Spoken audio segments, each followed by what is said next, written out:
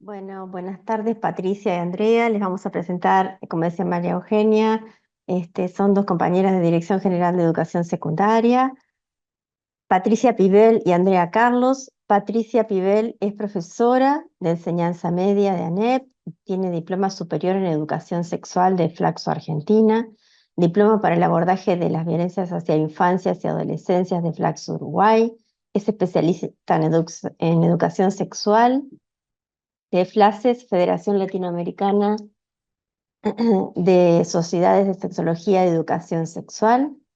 Tiene una especialización en educación sexual de la Sociedad Uruguaya de Sexología. Dirección General de Educación Secundaria, es coordinadora de educación sexual, coordinadora y docente de los cursos de formación de educadores sexuales de la Sociedad Uruguaya de Sexología. Andrea Carlos es profesora de biología, egresada de IPA, magíster en didáctica y especialista en educación sexual integral. Y también es coordinadora de la Comisión Sexual de la Dirección General de Educación Secundaria. Bueno, bienvenidas a ambas. Ya pueden compartir la presentación. A ver si pueden. Gracias, Viviana. Ahora ya intento, buenas tardes, ya intento ver si la puedo compartir. Buenas tardes también y bueno, gracias por la invitación a que la educación sexual esté presente en este espacio. Bueno, el título de nuestra ponencia es La educación integral en sexualidad en el marco de la educación inclusiva.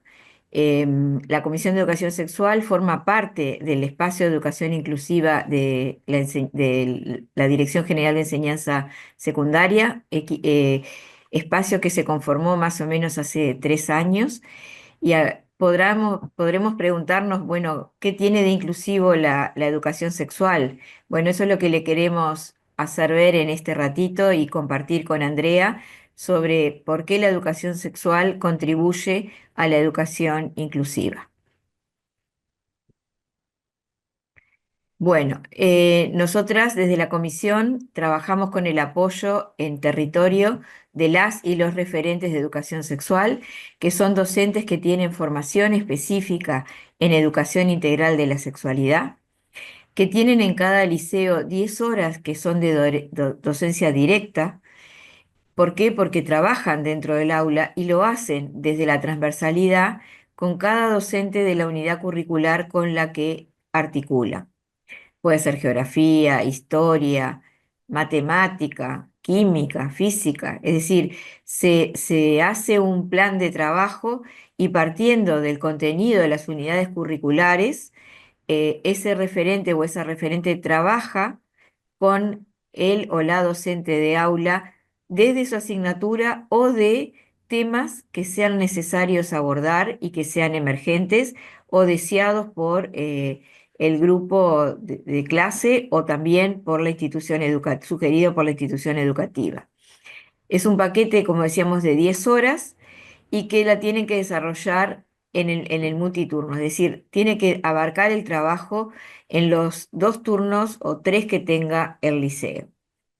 Eh, Abarca todos los ciclos educativos, es decir, está implementado desde séptimo hasta tercero de EMS. Y hay solamente un referente por liceo. Lo que sentimos es que muchas veces este referente o esta referente no dan abasto con la poquita cantidad de horas que hay y la cantidad de grupos que hay en cada liceo. Pero aún así se trabaja y se aporta. Bueno, también la importancia de este rol es que pueden articular con otros agentes de la comunidad educativa, como por ejemplo psicóloga, asistente social si la hay, POP, incluso POB, ¿verdad? Acompañando situaciones que tengan que ver a su rol y que vamos a verlo a lo largo de esta ponencia. Bien, paso. Bueno, contarles un poquito, que, como dijo Patricia, nosotras somos las coordinadoras de la Comisión de Educación Sexual. La educación sexual, desde la Comisión y desde la DGES, es una propuesta pedagógica potente Hay todo un marco de incorporación de esta educación sexual desde un modelo integral, por supuesto, desde lo que es la propuesta de derechos humanos. Contarles un poquito que si bien la educación sexual está desde el 2005, a partir de que se implementa el programa de educación sexual, este ha tenido algunos cambios, pero siempre los ejes del programa versan en relación a lo que es la salud sexual y la salud reproductiva y no reproductiva, todo lo que tiene que ver con el género como categoría, como perspectiva, y las violencias basadas en género. También la otra dimensión de lo que tiene que ver con la diversidad sexogenérica, y la interseccionalidad. Todo esto, por supuesto, transversalizado por el eje de derechos y en el marco de esta educación inclusiva, ¿no? La comisión, además de acompañar, asesorar en materia de educación sexual y acompañar el trabajo de las y los referentes en territorio, también articula con otros espacios, como es la red de género de la ANEP, en donde participan colegas de primaria, UTU secundaria, que está dirigida por Derechos Humanos. Después también coordinamos con comisiones con el Ministerio de Salud. Este espacio que hoy les contaba Patricia al inicio, de educación inclusiva, que se conformó, del cual formamos parte y articulamos con las referentes de Cerezo, de SER, del DIE, otras comisiones, y también coordinamos que tenemos en este momento algunos proyectos en marcha también con lo que es la Facultad de Psicología, el programa de Género, Salud Reproductiva y Sexualidades, que está, por ejemplo, en este momento en marcha un proyecto de Si yo fuera Juan, en relación con la prevención de las situaciones de embarazo en la adolescencia, pero involucrando al varón, con esa perspectiva que involucra al varón también en la toma de decisiones y en las acciones. Bueno, esto que trabajamos lo hacemos en el marco de lo que son los derechos del Código de la Niñez y la Adolescencia, que trae a niñas, niños y adolescentes, en nuestro caso adolescentes y jóvenes, como sujetos de derecho. Y uno de los principios que rescatamos y trabajamos mucho y desde el cual nos paramos, es el principio de autonomía progresiva, que se incorpora al Código de la Niñez posterior a su promulgación, y que es esto de que permite que niñas, niños y adolescentes, en nuestro caso las y los adolescentes, puedan ejercer sus derechos, tomar decisiones de forma libre y autónoma según el grado de madurez y desarrollo que tienen. El concepto se, se- se marca, sobre todo, queda marcado en la ley para el ámbito de la salud, pero hace inclusivo a todas las acciones que esas niñas, niños y adolescentes tengan que tener a lo largo de su trayectoria de vida. Entonces, para nosotras es un concepto muy importante porque desde el trabajo de la educación sexual como también constructor de ciudadanías, este concepto, el darle a las adolescentes y jóvenes la potestad de poder decidir en forma libre, de tomar sus decisiones teniendo en cuenta el grado en que van creciendo, es muy importante. Bueno, este concepto de autonomía progresiva, por supuesto que va de la mano con el otro principio del Código de los Derechos del Niño, del interés superior de niñeces y adolescencias. Más allá de que estos son principios que están en el Código de los Derechos del Niño, que son tomados la Convención del Código de la Niñez y la Adolescencia de nuestro país, del 2004. Más allá de lo importante de estos principios, de que tiene que ver con la escucha, con esto que decía Patricia de la toma de decisiones, entender que considerar a las niñeces y adolescencias como sujetos de derecho no es solamente algo que está en la norma, sino que eso tiene que encarnarse, tiene que hacerse carne, tiene que tomar cuerpo en las prácticas sociales. Este, y son conceptos transformadores realmente de las prácticas, que aún estamos en ese camino, ¿no? Y muchas veces seguimos todavía con una mirada un poco adultocéntrica, paternalista, asistencialista, y nos cuesta hacer carne la norma en las prácticas, ¿no? Esto de considerar a niñeces y adolescencias como sujetos de derecho y dejar atrás aquel paradigma de atención irregular o de objeto de intervención y tutela, que incluye realmente un cambio de paradigma, un cambio hasta en el modo de nombrar a las niñeces, a las adolescencias y a lo que hace a las prácticas y sobre todo en lo que es el derecho a la educación sexual.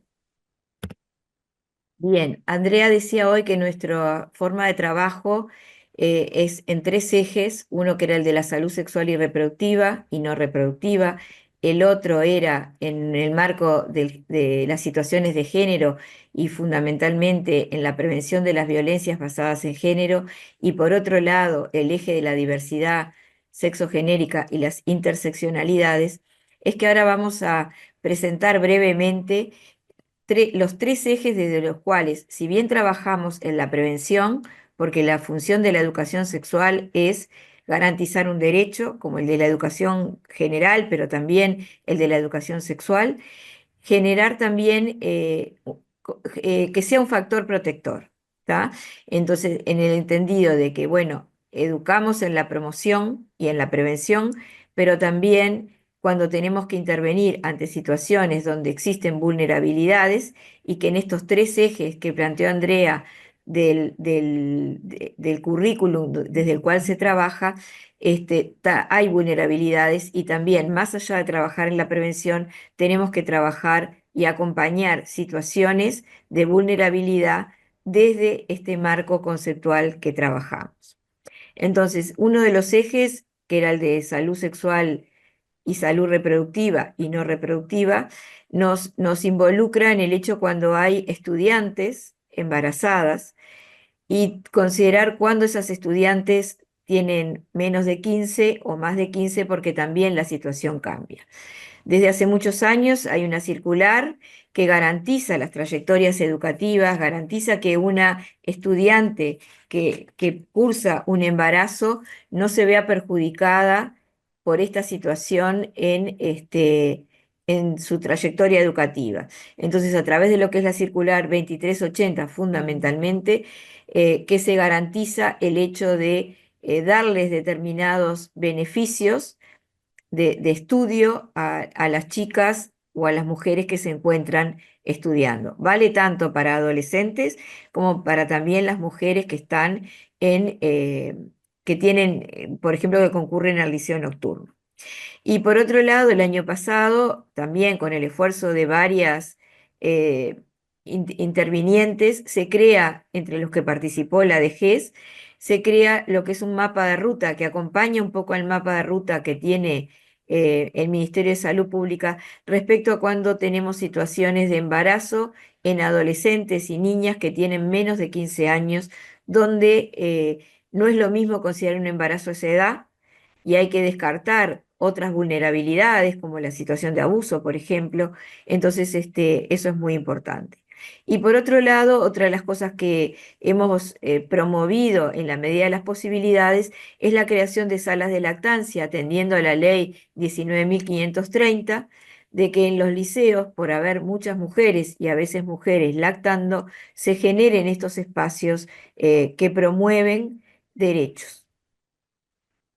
Bueno, como un poco como en esta línea, ¿no? La comisión, los referentes que trabajan en territorio, en los centros educativos, principalmente su trabajo es en la promoción de los derechos, como venimos diciendo, en la prevención de algunas otras situaciones en relación a la sexualidad, a la reproducción, y también acompañar justamente las trayectorias educativas, ¿no? En algunas situaciones, como puede ser una situación de embarazo, que no debería hacerlo, pero por diferentes motivos que hacen al contexto de la situación, puede generar una vulneración de derechos, hay no solamente lo que decía Patricia recién, sino una serie de normativas que colaboran con que podamos realmente proteger estos derechos en situaciones de adolescentes o de jóvenes que están cursando una situación de embarazo, ¿no? Además de la circular 2380, que fue de las primeras en secundaria, este, que ampara a las estudiantes embarazadas.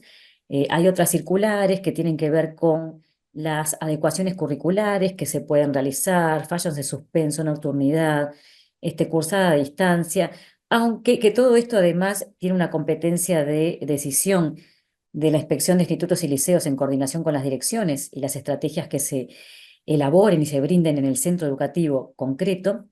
De todas maneras, más allá de toda esta normativa que ampara, la intención es ver esta situación de embarazo como algo natural, como una situación más que puede, por la que puede estar atravesando una adolescente, una joven, y evitar todas estas cuestiones que alejan al adolescente del centro educativo, ¿no? Evitar la nocturnidad, el cursado a distancia, y realmente que esté, porque como decía Patricia recién, ya está muy investigado y hay evidencia de que los centros educativos, el vínculo con el centro educativo es un factor protector para adolescentes y jóvenes.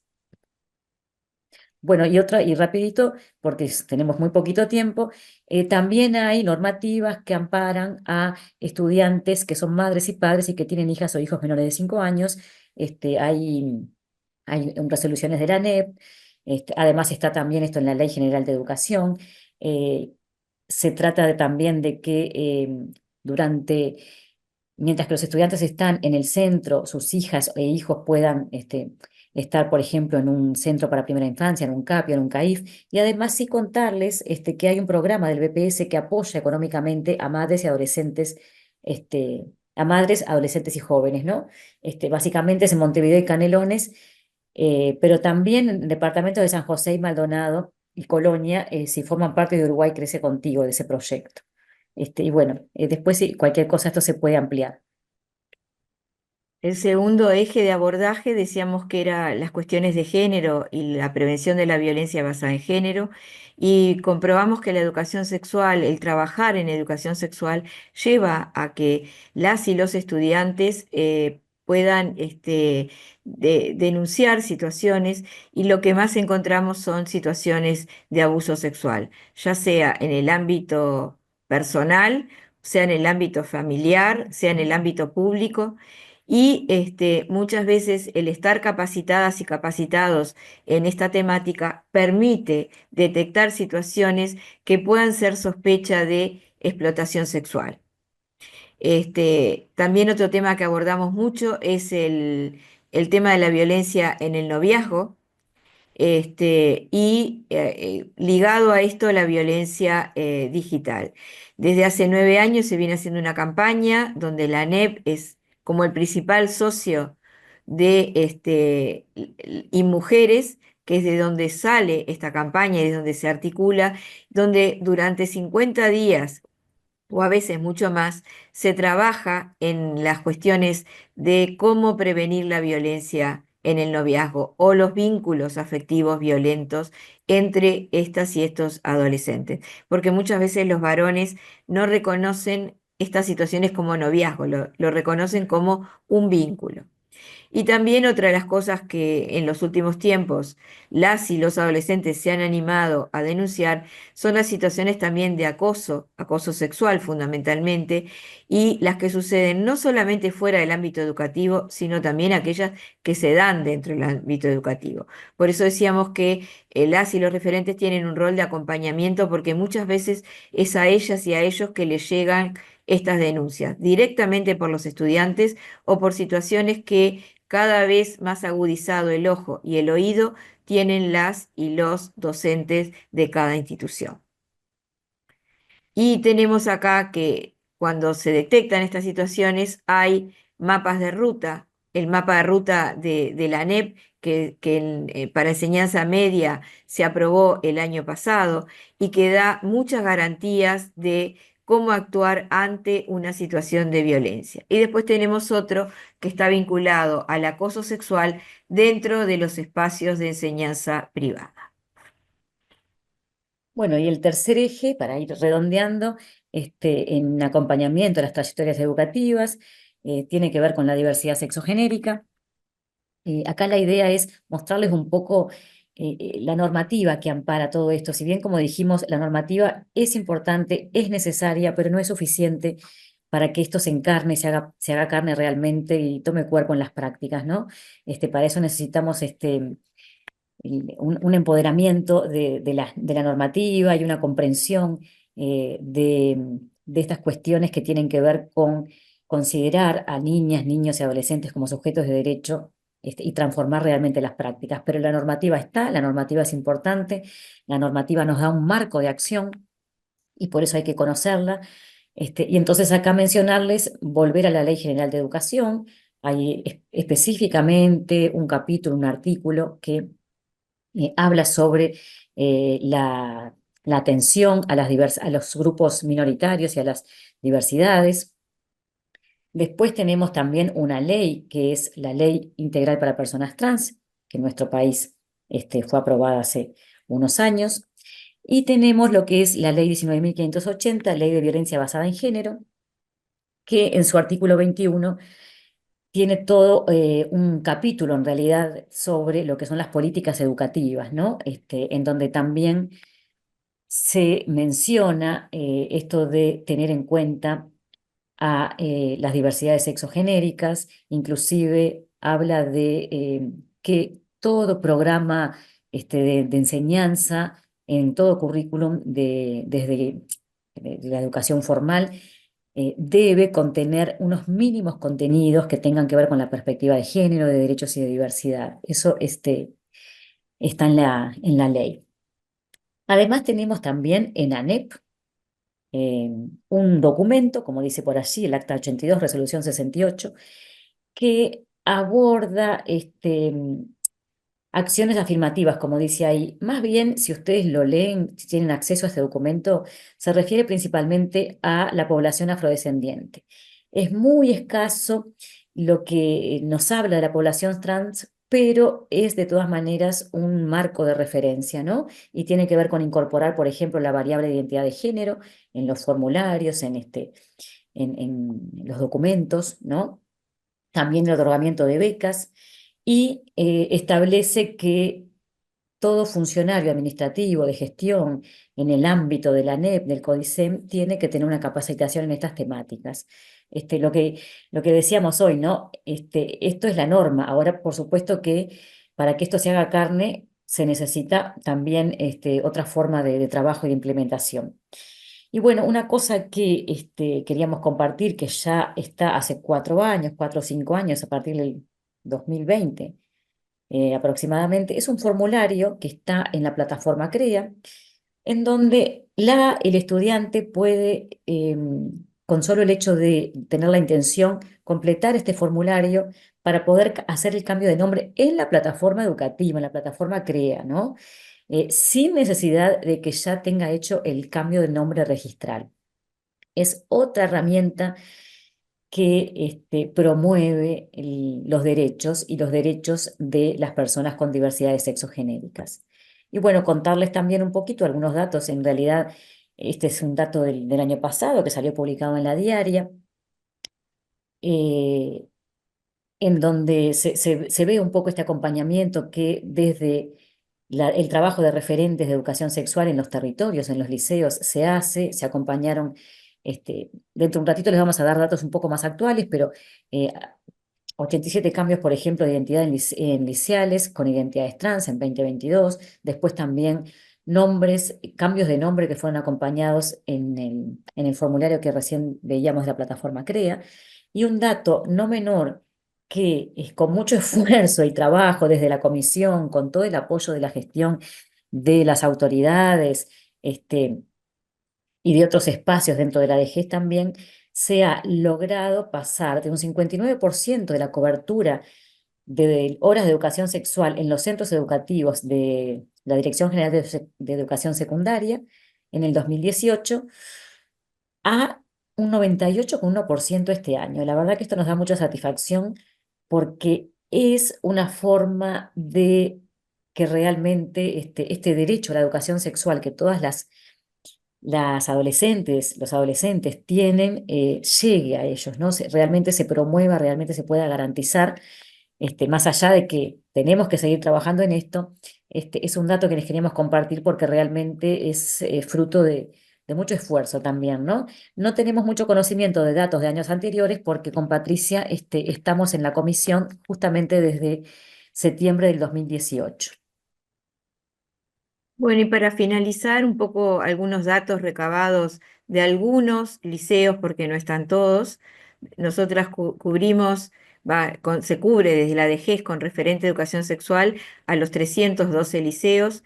Esto que decía Andrea, que en los 3 últimos años ha sido un aumento muy grande de cobertura respecto a cuando ingresamos, pero tampoco hay una forma de registro universal de las situaciones. Esto es un relevamiento de algunos liceos en el 2023 y se atendieron, por ejemplo, 144 situaciones de estudiantes embarazadas, 55 situaciones de acompañamiento de interrupción o de orientación en la interrupción de la IVE, de la interrupción voluntaria del embarazo, 200 situaciones de abuso sexual, 44 de acoso sexual intrainstitucional, 31 situaciones que se detectaron como sospechosas de explotación sexual y se hizo la derivación correspondiente. Después, por otro lado, 393 situaciones que abordaron los referentes sobre diversidades sexogenéricas en 188 unidades que se relevaron, educativas, ¿verdad? Instituciones educativas. Y se acompañaron 105 cambios de nombre en la plataforma Crea de Ceibal. Un poquito menos de lo que fue en el 2022, pero eso no quiere decir de que se haya retrocedido, sino también por el contrario, de que quizás ya muchas de las personas que están viviendo esta transición ya han realizado su cambio de nombre en años anteriores. Bueno, le dejamos por último los contactos, que no sé si se ven muy bien, yo los veo muy claritos, pero bueno, cualquier cosa, Mi opinión. eh, en Cerezo los tienen. Así que bueno, agradecerles y la idea era compartir un poquito este pantallazo del trabajo que hacemos desde la comisión. Muchas También gracias. invitarles a que si quieren pueden ingresar en la página de la Dirección General de Enseñanza Secundaria, donde dice Comisión de Educación Sexual, que ahí van a tener estos datos y además van a tener más explicitado cuál es el perfil y el rol de las y los referentes de educación sexual, y también ahí pueden encontrar las normativas de las cuales hablamos y también materiales de apoyo de lectura si desean hacerlo. Muchas gracias. Quedamos a las órdenes si hay alguna pregunta, algún comentario. Bien, bueno, muchas gracias Patricia y Andrea. Realmente han sido muy claras. En el chat han retomado y han agradecido el poder compartir la normativa vigente, poder hablar sobre las leyes bueno, que regulan el funcionamiento de los centros educativos, que la educación sea un derecho, el logro de las trayectorias completas bueno, que en nuestro país nos vemos sumamente comprometidos a lograrlas, y también por compartir estos grandes proyectos, ¿no? Como estos noviazgos o vínculos libres de violencia, proyectos Si Yo Fuera Juan, están documentados y los pueden encontrar en internet. Realmente pueden extender y comprender mejor cómo funcionan esas propuestas para poder llevarlas a sus contextos. También por explicar el rol del referente de educación sexual. eh, de alguna manera nos ponemos muy contentos y bueno, em, de cómo han ido sumando en el territorio y llegando cada vez a más liceos, desde el rol y con la figura. También por compartir los mapas de ruta. Hacían énfasis en la necesidad de estos documentos orientadores, que muchas veces los docentes de aula, los de docencia directa, no saben cómo proceder ante algunas situaciones, y realmente vienen muy bien. También comentaron el deseo de que hayan más horas de educación sexual, más horas de referentes. Es nuestro deseo también, ¿eh? Claro que sí, claro que sí. No es viable Y, por ahora. y después No lo hicieron un hemos listado. solicitado. No, hay cosas que no están en nuestro alcance, ¿verdad? Que hay cosas que sabemos que el deseo lo tenemos, pero que Lo que nos pasa es que ella excede. también tiene una visión Perdón, muy centralista, hay ella, un micrófono abierto. que acá la gente por lo Hola, general no está acostumbrada. un segundito y ya continuamos. Y por último hicieron un comentario también muy interesante que tiene que ver con el deseo también de si pueden ir al territorio para poder llevar adelante talleres de sensibilización, poder conocer acercar la normativa a los centros. Perfecto, ahora sí, disculpen. Y bueno, muchas gracias por compartir. No sé si tienen algún comentario con respecto a esta posibilidad de encontrarlas en centros educativos. A nosotras no, a los y las referentes. Nosotras estamos en la calle Juncal, en la oficina 314, Juncal y Rincón, donde está la inspección de institutos y liceos, pero en cada liceo pueden encontrar una o un referente de educación sexual que les puede dar toda la explicación necesaria que necesiten. En el caso de que el liceo no cuente con referente, que por suerte son este año poquitos los liceos, por supuesto no duden en contactarnos, que de alguna forma podremos coordinar algo. Bueno, muchas Claro que gracias. sí. El trabajo en red Gracias.